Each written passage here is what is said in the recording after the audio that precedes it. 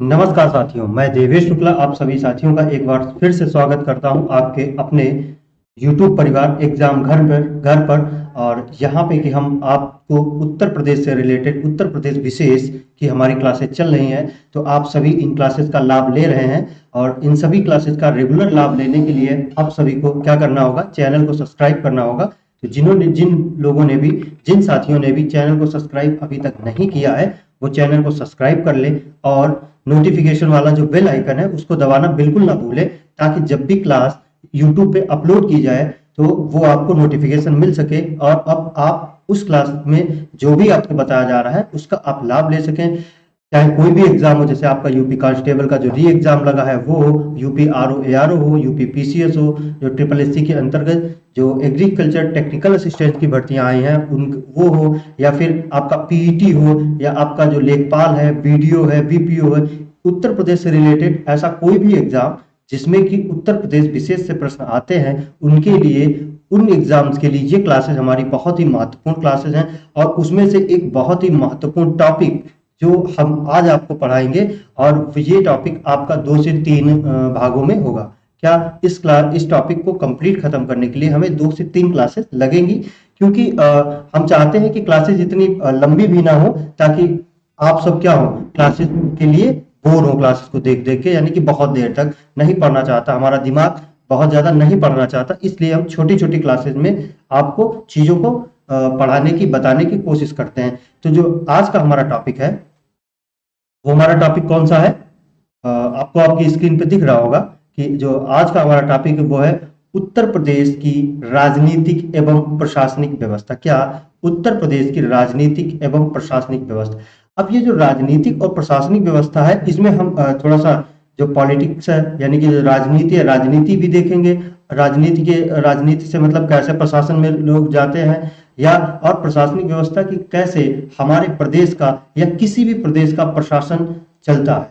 हमारे या किसी भी प्रदेश का जो भी भारत में जो भी सभी राज्य है उन सबका प्रशासन कैसे चलता है, ये कहाँ पे दिया हुआ है कि किसके अनुसार प्रशासन चलेगा। तो ये जो हमारे जो राज्यों का प्रशासन है ये क्या है, हमारे देश का जो संविधान है, जो देश का हमारा संविधान है उसके भाग 6 में राज्यों का प्रशासन कैसे चलेगा, कैसे क्या होगा, कौन उसमें क्या होगा, कैसे होगा, कौन क्या करेगा, ये चीज जो है हमारे भारत के संविधान के भाग 6 में वर्णित है। किसमें, भाग 6 में ये चीज वर्णित है। अब जो भाग 6 है, जिनको नहीं पता है हम आपको जब कंप्लीट पॉलिटी पढ़ाएंगे तब आपको बताएंगे। आप सिर्फ इतना जाने कि जो राज्यों का शासन और प्रशासन है वो क्या है, हमारे संविधान के भाग 6 में वर्णित किया गया है। संविधान के भाग 6 में वर्णित किया गया है और कहां से कहां तक, अनुच्छेद 152 से लेकर 237 तक राज्यों का प्रशासन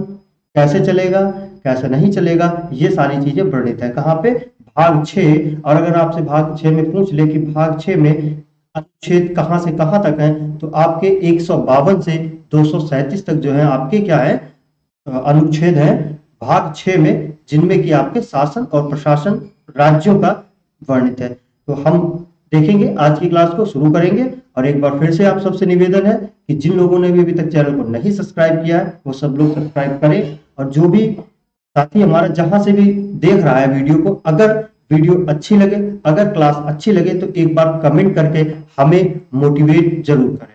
तो देखेंगे आज की अपनी क्लास को।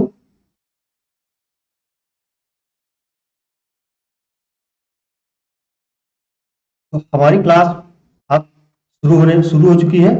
और यहाँ पे जो हमारा पहला पॉइंट है, तो हमारा जो पहला पॉइंट क्या है, भारत में राज्यों का शासन व प्रशासन संविधान के भाग 6 में अनुच्छेद 152 से 237 तक वर्णित है। जो हमने अभी आपको पहले बताया कि भारत में जो राज्यों का शासन और प्रशासन है वो संविधान के भाग 6 में अनुच्छेद 152 से 237 तक वर्णित। अब ये जो एक लाइन है, इससे देखिए एग्जामिनर आपसे कैसे प्रश्न पूछता है। पढ़ने से जो आपने पढ़ लिया वो तो ठीक है, वो तो आपके माइंड में से, लेकिन एग्जामिनर अब उसी लाइन में से आपको घुमाता है और आप करते क्या, घूम जाते हैं। और जब जैसे ही आप घूमे कि समझो आपका क्या हुआ, नेगेटिव मार्किंग लग गई। देखिए अब आपसे पूछ सकता है एग्जामिनर कि राज्यों का शासन और प्रशासन हमारे संविधान के किस भाग के अंतर्गत आता है? क्या सही से सुनिएगा ध्यान से। राज्यों का शासन व प्रशासन संविधान के किस भाग के अंतर्गत आता है या किस भाग में वर्णित है? तो आपका जवाब क्या हो जाएगा? भाग 6। क्या हो जाएगा? भाग 6।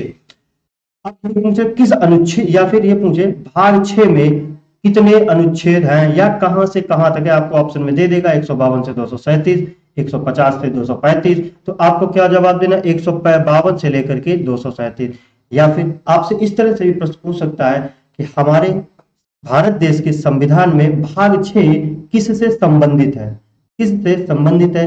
राज्यों से, आपका यूटी से, आपका केंद्र से, या फिर आपका इनमें से कोई नहीं? तो क्या है, आपको बताना है कि जो भाग 6 है वो राज्यों के शासन और प्रशासन से संबंधित है।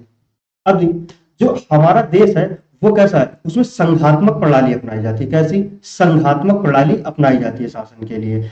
अब क्या है, अब जो हमारा उत्तर प्रदेश राज्य है इसमें क्या है? संघात्मक या संसदात्मक प्रणाली। तो जो देश है, हमारे देश में भी संसदात्मक प्रणाली, आपने सुना होगा कि संसद की कार्यवाही चल रही है, संसद सत्र चल रहा है। तो क्या है कि भारत देश में संसदात्मक प्रणाली लागू।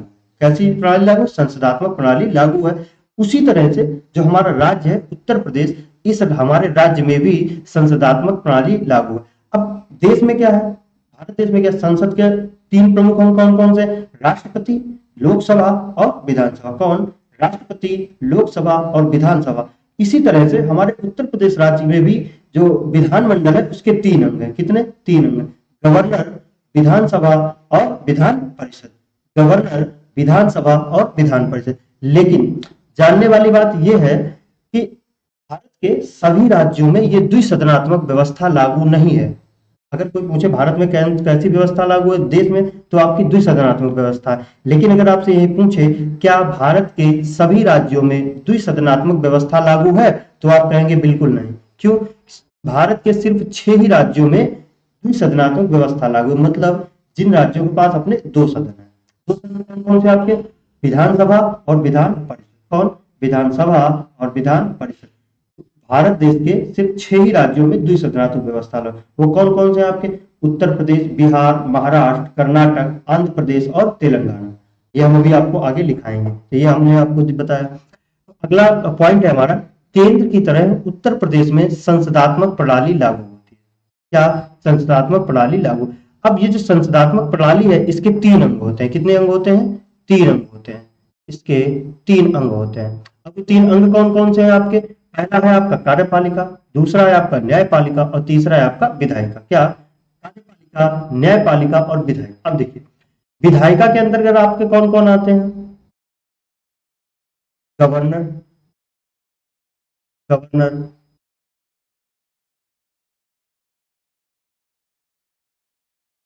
विधानसभा और विधान परिषद। जैसा कि हमने अभी आपको बताया था पहले कि जो विधायिका है वो किससे मिलकर बनती है?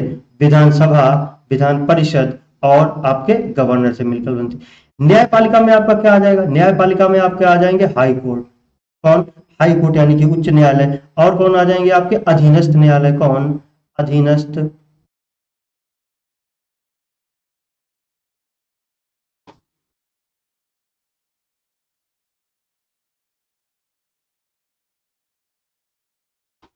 अधीनस्थ आएगा गवर्नर,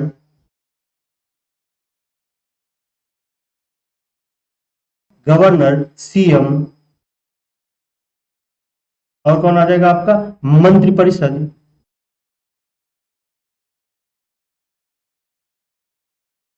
मंत्रिपरिषद। और कौन आएगा आपका? और आएगा महाधिवक्ता। कौन? महाधिवक्ता। अब हमें क्या करना है? इसी में पढ़ना है। क्या? सबसे पहले हम पढ़ेंगे कार्यपालिका, और कार्यपालिका में सबसे पहले पढ़ेंगे कौन? गवर्नर, सीएम, फिर उसकी सीएम की मंत्रिपरिषद को पढ़ेंगे और पढ़ेंगे महाधिवक्ता। आज की क्लास में हम किसे पढ़ेंगे? गवर्नर को। और अगर क्लास लंबी नहीं हुई तो हम साथ में आज क्या करेंगे? सीएम को भी देखेंगे। अब उत्तर प्रदेश राज्य में द्विसदनात्मक व्यवस्था लागू है। कितने सदनात्मक? द्विसदनात्मक। कौन कौन से? आपके विधानसभा और विधान परिषद, ये 2 सदन हो गए। अब जो हमने आपको 6 राज्य बताए, कौन कौन से बताए? यूपी, बिहार और हमने आपका बताया महाराष्ट्र,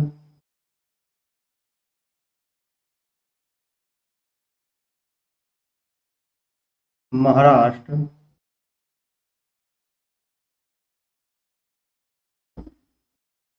तेलंगाना,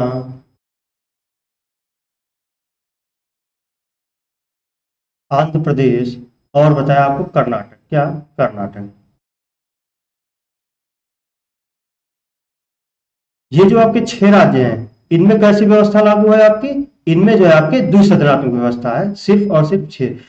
जब कश्मीर राज्य था, पूर्ण राज्य था, अब तो उसको 2 यूटी में तोड़ दिया है, कश्मीर और लद्दाख में। तब क्या था? तब कश्मीर राज्य में भी द्विसदनात्मक व्यवस्था लागू थी। कितने सदन थे कश्मीर में? तो कश्मीर में आपके द्विसदनात्मक व्यवस्था लागू थी। कब? जब 370 नहीं हटी थी। और इसका क्या है, इसको यूटी में नहीं चेंज किया। तो आपको याद रखना है, आपसे प्रश्न पूछता है कि निम्न में से किस एक राज्य में द्विसदनात्मक व्यवस्था लागू नहीं है? 3 तो आपसे इसमें से ऑप्शन दे देगा और एक आपको कोई बाहर का ऑप्शन दे देगा जहां पे द्विसदनात्मक व्यवस्था नहीं है। हो सकता है आपको जम्मू कश्मीर ही दे दे और लिख देगा कि वर्तमान में इनमें से किस राज्य में द्विसदनात्मक व्यवस्था लागू नहीं है। आपसे दे देगा यूपी, बिहार, महाराष्ट्र, कश्मीर। अब आपने पढ़ा है कि यहाँ कश्मीर में तो थी, तो आपका क्या हो जाएगा? मामला हो जाएगा और नेगेटिव मार्क 1 हो जाएगा। तो इसलिए याद रखना है कि कश्मीर में वर्तमान में अब द्विसदनात्मक व्यवस्था नहीं है। आगे बढ़ेंगे।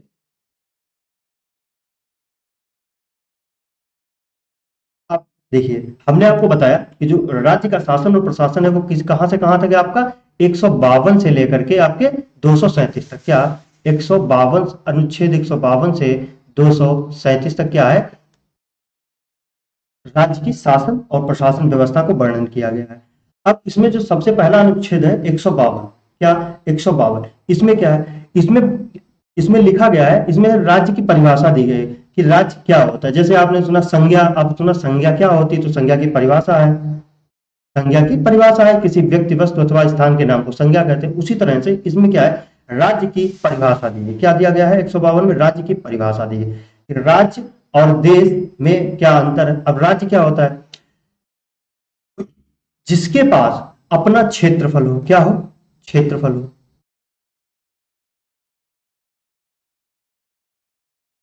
क्या हो? क्षेत्रफल हो, जनसंख्या हो। क्या हो? अपनी जनसंख्या हो। और क्या हो? शासन हो। क्या हो? शासन हो। जिसके पास ये 3 चीजें होती हैं वो क्या कहलाता है? राज्य। क्या कहलाता है? राज्य। जिसके पास अपना क्षेत्रफल हो, जनसंख्या हो और शासन प्रशासन हो, तो वो क्या कहलाता है? राज्य। अब आप भारत का कोई ऐसा राज्य बताइए जिसके पास ना क्षेत्रफल, जनसंख्या या शासन में से कोई एक चीज ना हो। तो ऐसा कोई भी राज्य नहीं है जिसके पास अपना क्षेत्रफल, जनसंख्या या शासन ना हो। शासन का मतलब जैसे आपका सीएम हर राज्य में है, जहां नहीं है वहां पे यूटी में आपके जो है एलटी बैठते हैं, यानी कि लेफ्टिनेंट गवर्नर बैठते हैं। तो कहीं ना कहीं क्या है, उनका शासन उनके पास है। अब सर, अब आप अगर आपके दिमाग का अगर चलना चाहिए तो आपके पास प्रश्न होना चाहिए कि इस तरह से तो जो भारत है, भारत के पास भी अपनी जनसंख्या है, अपना क्षेत्रफल है, अपना शासन है, तो फिर ये भी तो एक राज्य ही हुआ। ये देश कैसे हो? अब ये मत कहना कि राज्यों से मिलकर के देश बना है, ऐसा भी नहीं है। राज्यों से मिलकर देश बना है, लेकिन प्रश्न ये होना चाहिए कि क्षेत्रफल, फिर भारत को देश क्यों कहते हैं, भारत को राज्य क्यों नहीं कहते? अब देखिए क्यों। इसको राज्य तब कहेंगे जब इसमें हम एक और चीज जोड़ दें। क्या? संप्रभुता। संप्रभुता। क्या? संप्रभुता। जिसके पास भी ये चारों चीजें होती, कौन? क्षेत्रफल, जनसंख्या, शासन और संप्रभुता, वो क्या कहलाता है? वो कहलाता है पूरा एक देश। क्या कहलाता है? देश। तो देश के पास संप्रभुता भी होती है इन तीनों चीजों के साथ में, लेकिन राज्यों के पास संप्रभुता नहीं होती है। अगर किसी भी राज्य के पास आज वर्तमान समय में अगर किसी राज्य के पास संप्रभुता उसकी हो जाएगी, तो वो राज्य न बच करके एक अलग क्या हो जाएगा? देश हो जाएगा। जैसे जब हमारे देश का विभाजन हुआ तो लाहौर, कराची, पाकिस्तान जो है पूरा, वो भारत के ही तो राज्य थे, भारत का ही अंग था, भारत के ही राज्य थे। लेकिन उनके पास जनसंख्या भी थी, क्षेत्रफल भी था, अपना शासन भी था, लेकिन उनके पास क्या नहीं था? संप्रभुता नहीं थी। क्या नहीं था? संप्रभुता नहीं थी। अब जैसे ही उनको संप्रभुता मिली, अब क्या हो गया? जैसे ही उनको संप्रभुता मिली तो क्या हो गया? उनके पास उनको वो एक देश बन गए, क्या बन गए, वो एक देश बन गए। तो आपने देखा कि राज्य का क्या होता है और देश क्या होता है। देश में संप्रभुता भी होती है, लेकिन राज्य के पास संप्रभुता नहीं होती है। अब हम आगे देखेंगे राज्यपाल को। क्या, राज्यपाल को। अब जो राज्यपाल है, राज्यपाल कौन कौन से अनुच्छेद के अंतर्गत आते हैं, तो इस राज्यपाल जो है आपके आते हैं अनुच्छेद नंबर 153 से 159, कितना, 153 से 159। आपसे यह भी प्रश्न पूछ लेता है कि राज्यपाल किस भाग में वर्णित है, तो आपका संविधान का भाग 6 हो जाएगा। अनुच्छेद कहां से कहां तक, तो राज्यपाल के लिए जो अनुच्छेद है 153 से लेकर के 159 तक है। कौन से है, 153 से लेकर के 159 तक है। अब इनको हम देखेंगे, इनके लिए एक ट्रिक है, क्या, ध्यान देंगे, र का नी, रका निका यो श और श। क्या, रका निका यो शश, रका निका यो शश। अब देखें, राशि क्या हो जाएगा आपका, राशि हो जाएगा आपका राज्यपाल। क्या, राज्यपाल। क्या, राशि आपका हो गया राज्यपाल। यानी कि इसमें राज्यपाल की परिभाषा दी है कि कि हर प्रत्येक राज्य के पास क्या होगा, एक राज्यपाल होगा। क्या, प्रत्येक राज्य के पास एक राज्यपाल होगा, या राज्यों के राज्यपाल के बारे में इसमें बताया गया, किसमें, अनुच्छेद 153 में। अब अभी हम बता रहे हैं। अब का से क्या हो जाएगा आपका, का से क्या हो जाएगा, कार्यपालिका, यानी कि कार्यपालिका। क्या हो जाएगा आपका, कार्यपालिका। का से आपका हो गया कार्यपालिका। ना से हो गया आपकी नियुक्ति, ना से क्या हो गया आपकी नियुक्ति। क्या, नियुक्ति। ना से आपकी हो गई नियुक्ति। और फिर जो अगला का है, इससे हो गया आपका कार्यकाल। क्या हो गया, कार्यकाल। यो से हो गया आपका योग्यता। क्या, या से हो गया योग्यता, या से हो गया आपका योग्यता। और शा से हो गया आपका शर्त, यानी कि राज्यपाल बनने के लिए जो शर्तें हैं वो। और इस ये वाले शा से हो गया आपका शपथ। क्या हो गया, शपथ। क्या हो गया, शपथ। अब कैसे, देखें,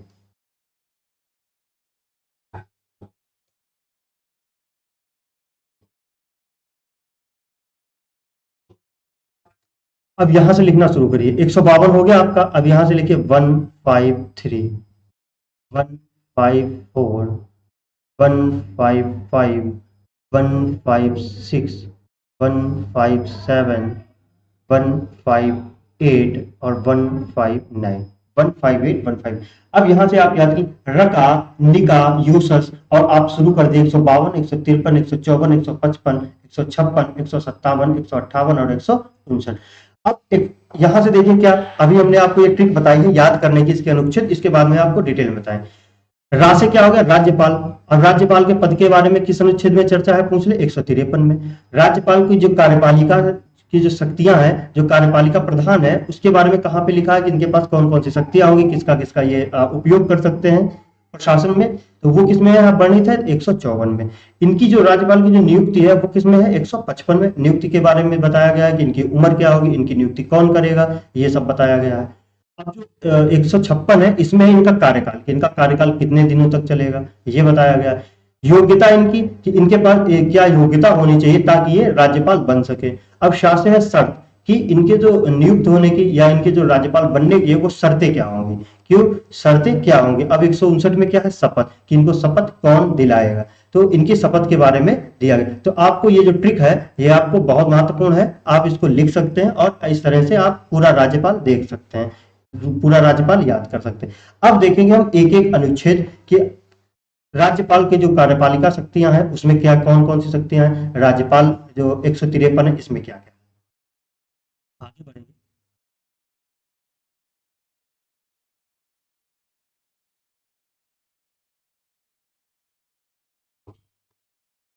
तो सबसे पहले देखेंगे अनुच्छेद 153। क्या,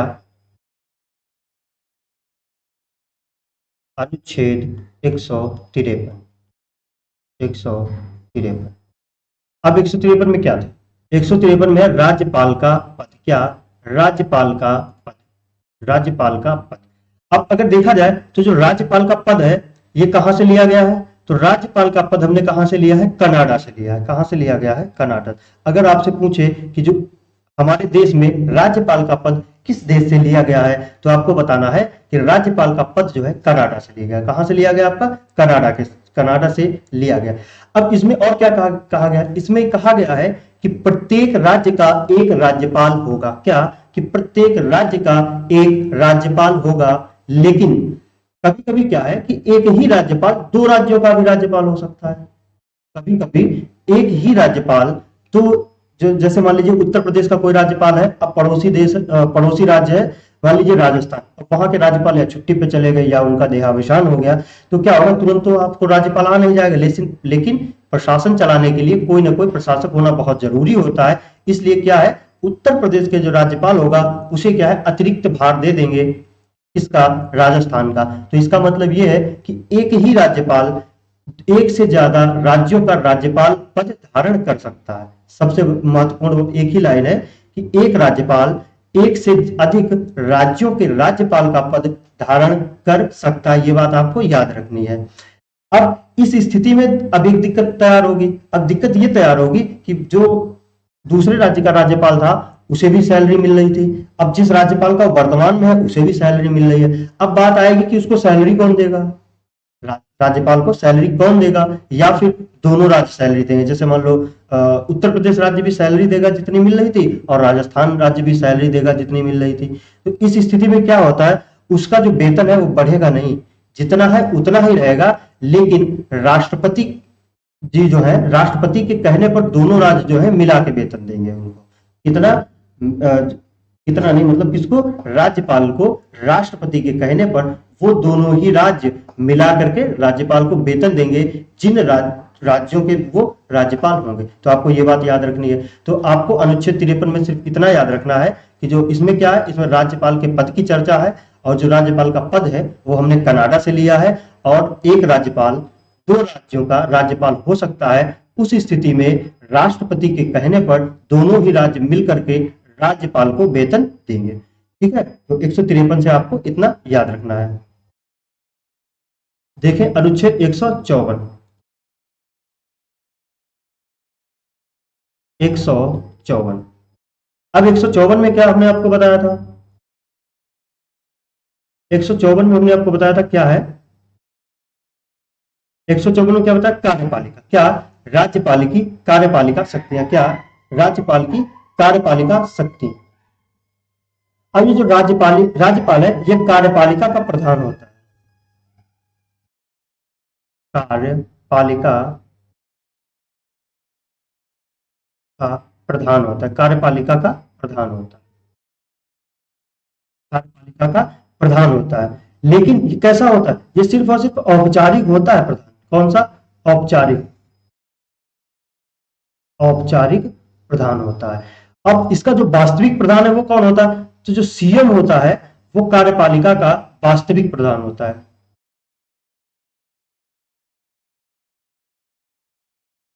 प्रदेश में सारे काम राज्यपाल के ही नाम से होते हैं, लेकिन राज्यपाल आपके यहाँ कोई काम कराने आए, नहीं आए, तो उनके बिहाफ पे वो कौन है, वो सीएम है जो काम करता है। इसलिए जो वास्तविक शक्तियां हैं वो उनका उपयोग कौन करता है, आपका मुख्यमंत्री करता है। लेकिन उनका प्रधान कौन है, प्रधान है आपके राज्यपाल। कौन, राज्यपाल।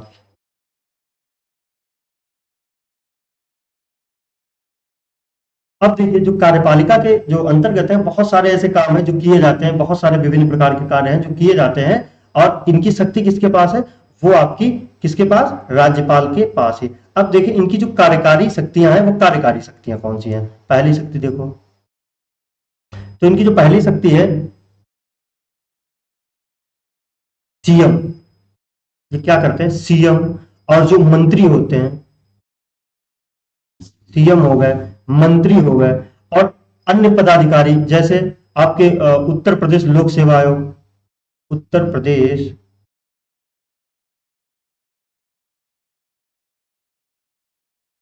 लोक सेवा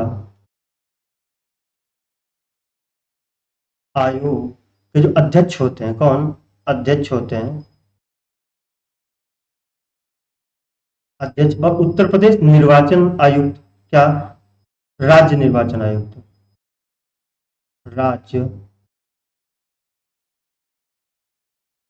निर्वाचक आयुक्त, आयुक्त इन सभी की क्या करते हैं? नियुक्ति करते हैं।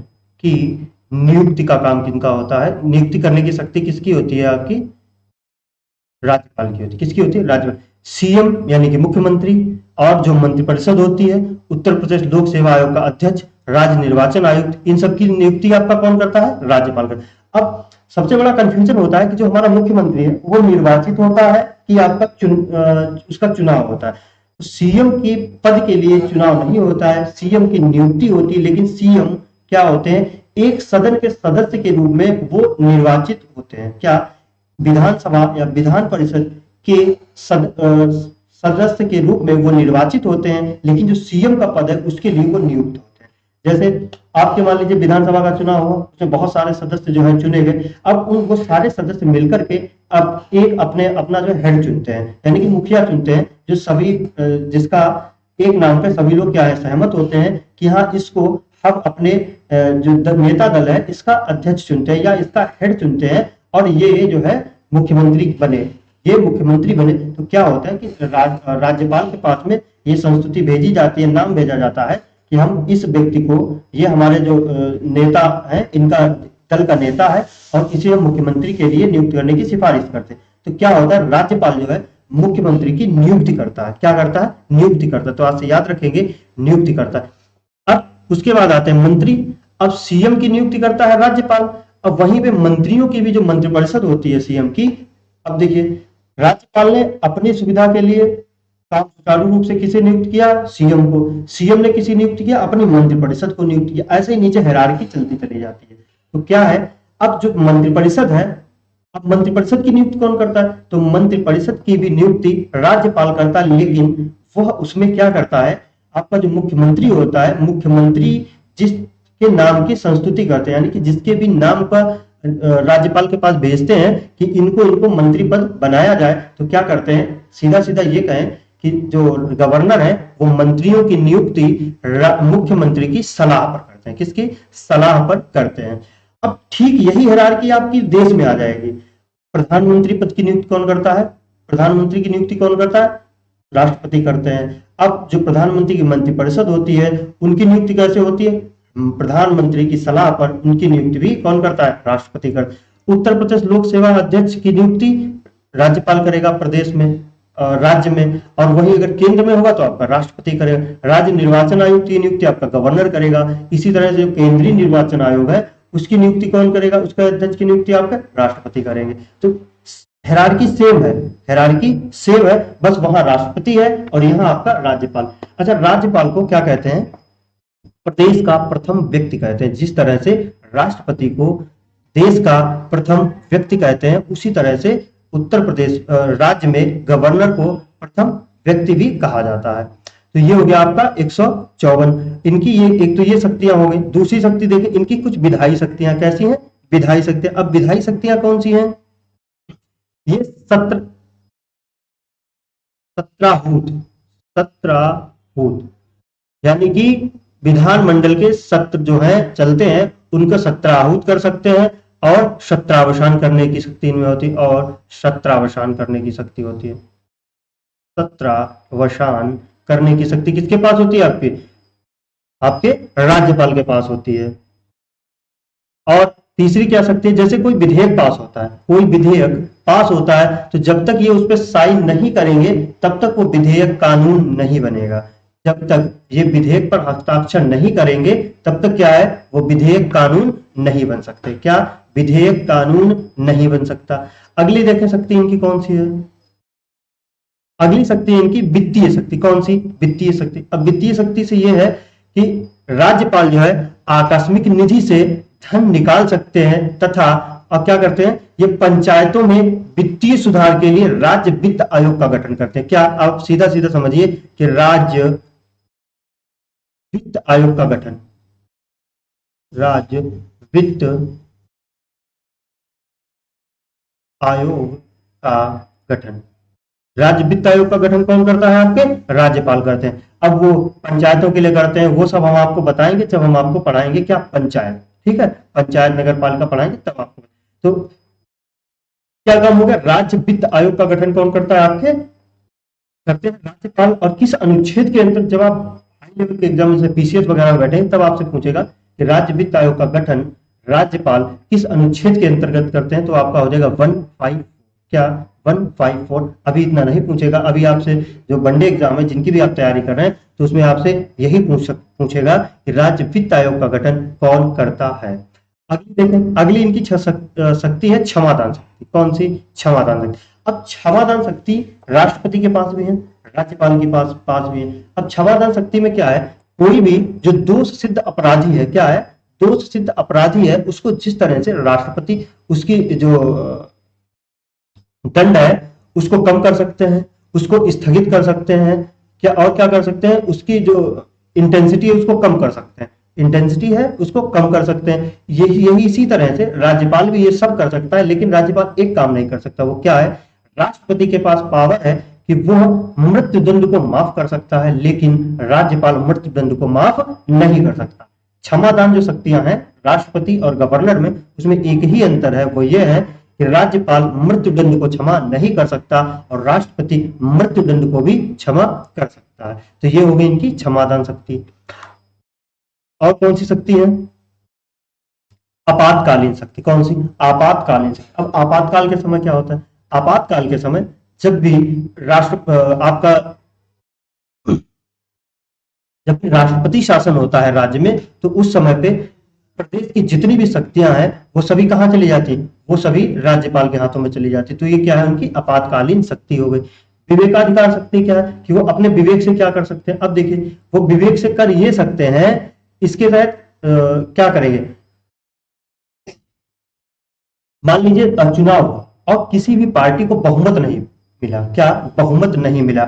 जैसे उत्तर प्रदेश में पार्टी है आपकी, बहुजन समाजवादी पार्टी, बीजेपी और भी अन्य। मान लीजिए 3 पार्टियां हैं, इन्होंने चुनाव लड़ा और 3 में से किसी भी पार्टी को बहुमत नहीं प्राप्त, क्या 3 में से किसी भी पार्टी को बहुमत नहीं प्राप्त हुआ, तो राज्यपाल क्या करेगा, अपने विवेक के अनुसार तीनों पार्टियों में से किसी भी एक व्यक्ति को, अब हो सकता है वो सबसे बड़ी पार्टी को के किसी सदस्य को मुख्यमंत्री नियुक्त कर दे, या किसी दूसरे पार्टी की छोटी पार्टी उसके नाम को वो मुख्यमंत्री क्या करे, मुख्यमंत्री नियुक्त कर दे। वो कर सकता है अपने मन से, लेकिन शर्त यह है कि नियुक्त करने से आने वाले 30 दिनों के अंदर क्या करना होगा, उस व्यक्ति को क्या करना, अपना बहुमत विधानमंडल में सिद्ध करना होगा। अगर वो बहुमत नहीं सिद्ध कर पाएगा तो क्या होगा, तो उसकी सरकार गिर जाएगी। आपने इसी को इंग्लिश में कहते हैं फ्लोर टेस्ट। क्या कहते हैं, फ्लोर टेस्ट कहते हैं। आपने अक्सर सुना होगा जब संसद की कार्यवाही चलती है तो कहते हैं वो फ्लोर टेस्ट कराएंगे, तो ये फ्लोर टेस्ट होता है। इसे ही क्या कहते हैं, फ्लोर टेस्ट कहते हैं। कितने, 30 दिन के भीतर बहुमत सिद्ध करना होगा। किसने, 30 दिनों में बहुमत सिद्ध करना होगा। इसे, जिसको राज्यपाल क्या करेगा, मुख्यमंत्री नियुक्त करेगा। ये तो हो गई उसकी विवेकाधिकार शक्ति। अब इनकी कुछ होती है विशेषाधिकार शक्ति। कौन सी, विशेषाधिकार शक्ति। अब ये क्या है, विशेषाधिकार इनका ये है कि राज्यपाल पर उसके पद पर रहते मुकदमा नहीं चलाया जा सकता, मुकदमा नहीं चलाया जा सकता। अब कहोगे सर ऐसा क्यों, फिर तो ये अनुच्छेद 14 का उल्लंघन हो गया। ये जो है अनुच्छेद 14 का उल्लंघन हो गया कि उन पे मुकदमा नहीं चलाया जा सकता। नहीं, उल्लंघन नहीं है।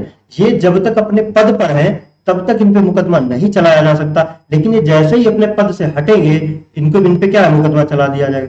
अब क्यों नहीं चलाया जा सकता, अब आप सोचो, ये अपने पद पे है, मान लीजिए इन पे मुकदमा चला और इनको 4 साल की क्या हो गई, सजा हो गई। अब देखिए, अब इनके पास अपनी शक्तियां क्या है, शक्ति क्या है, क्षमादान शक्ति, कि वो ये क्या कर सकते हैं, किसी की क्षमा को माफ कर सकते हैं। आप इनको 4 साल की सजा दीजिए, वो अपनी बैठ के माफ कर लेंगे। तो इसीलिए इन पर, इनके पद पर रहते मुकदमा नहीं चलाया जा सकता राष्ट्रपति पे और राज्यपाल पे, और इन पे मुकदमा न चलाया जाना अनुच्छेद 14 का उल्लंघन नहीं माना गया। तो ये भी याद रखेंगे कि राष्ट्रपति या राज्यपाल को उनके पद पर रहते मुकदमा नहीं चलाया जा सकता। क्या नहीं चलाया जा सकता। आगे एक और चीज देखेंगे, जो राज्यपाल होते हैं वो क्या होते हैं, सभी राज्य के महाविद्यालयों के कुलाधिपति होते हैं। कौन होते हैं, आपके कुलाधिपति होते हैं। यहां पे लिख लीजिए, राज्य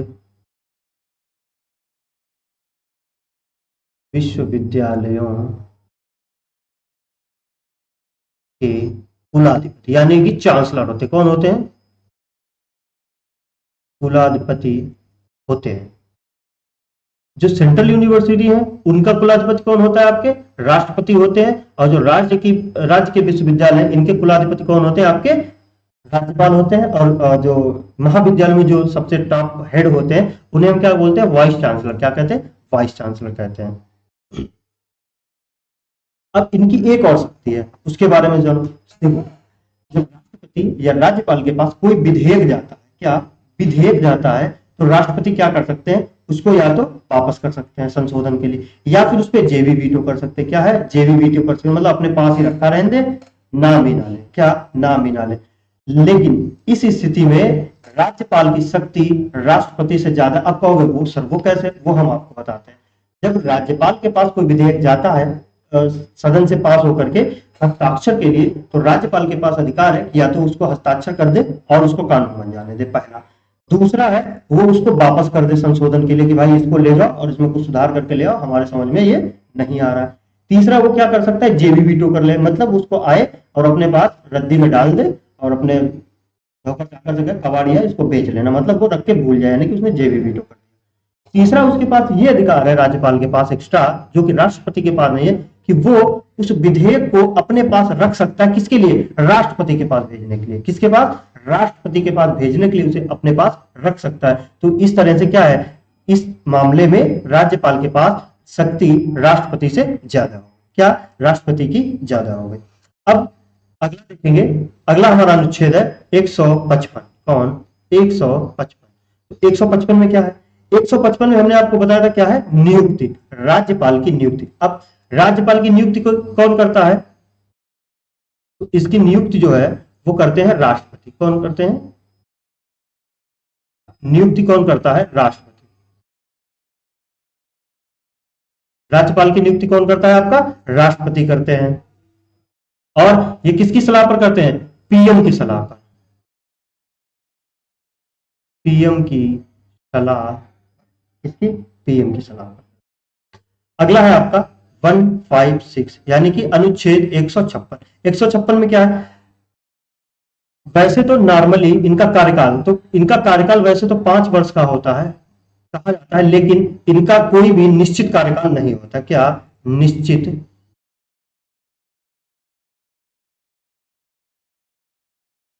कार्यकाल नहीं होता है। निश्चित कार्यकाल नहीं होता है। ये जो है 5 साल से ज्यादा भी, यानी कि राष्ट्रपति के प्रसाद पर्यंत कार्य कर सकते हैं। राष्ट्रपति के प्रसाद पर्यंत अपने पद पर नियुक्त अपने पद को धारण कर सकते हैं। यानी कि 5 साल से ज्यादा अगर हो जाए तो राष्ट्रपति चाहे तो इनको 5 साल में हटा दे और नहीं चाहे तो उनको आगे रहने दे।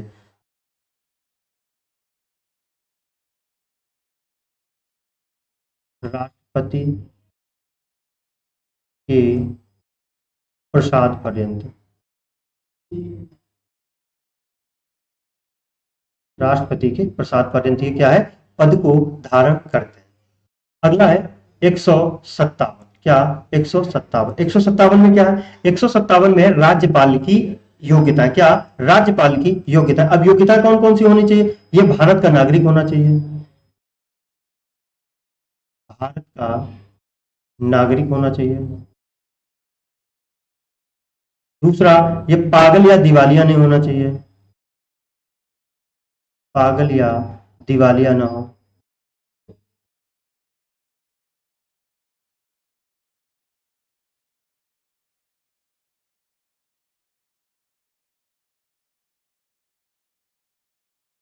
नहीं हो।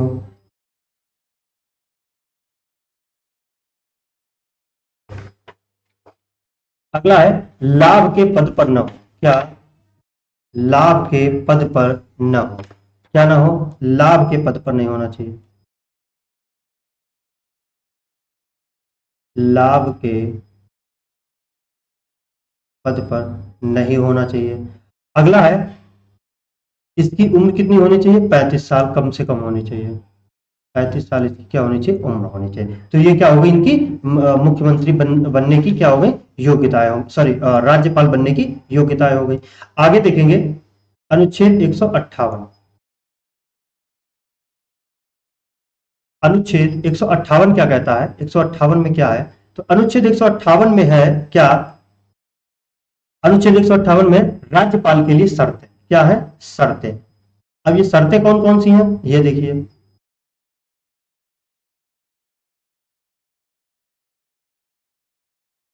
शर्तें हैं आपकी, विधानमंडल के किसी भी सदन का सदस्य नहीं होना चाहिए। सदन का सदस्य नहीं होना चाहिए। नहीं होना चाहिए। जिस राज्य में वह राज्यपाल नियुक्त है वह उस राज्य का निवासी नहीं होना चाहिए। या तो आप ऐसे कहें, अन्य राज्य का, अन्य राज्य का निवासी हो, निवासी, अन्य राज्य का निवासी हो। क्या अन्य राज्य का निवासी होना चाहिए? यानी कि वो सेम राज्य का निवासी नहीं होना चाहिए। क्या हुआ, आप यहां पे एक नोट करके लिखिएगा, यहीं पे आपको बता दें।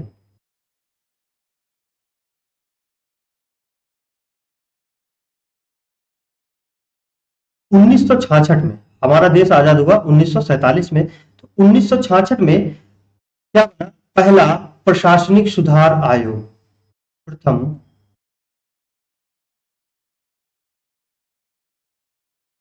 प्रशासनिक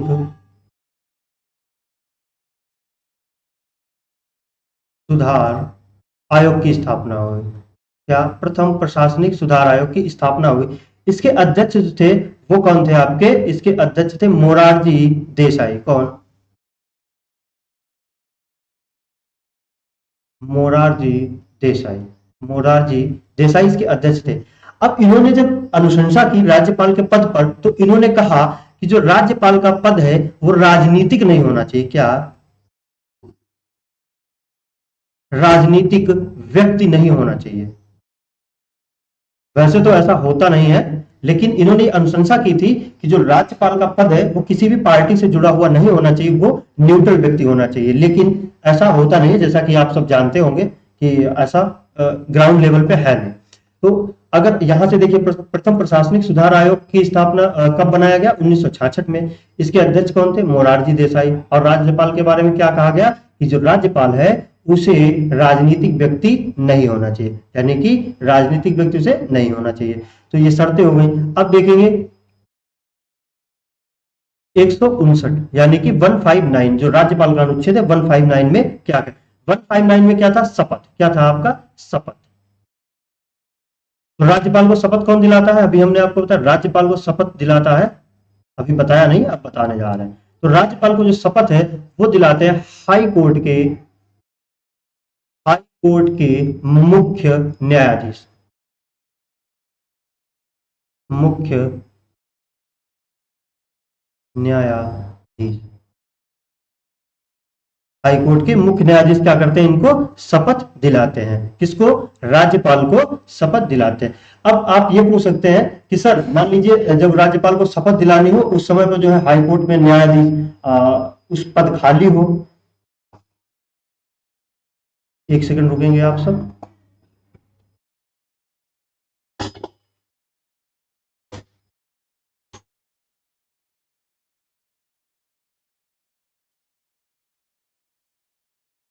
जो पद है वो आपका पद खाली हो, या फिर जो हमारे मुख्य न्यायाधीश हैं हाई कोर्ट के वो कहीं बाहर गए हो, तो इस स्थिति में राज्यपाल को उनके पद और गोपनीयता की शपथ कौन दिलाएगा?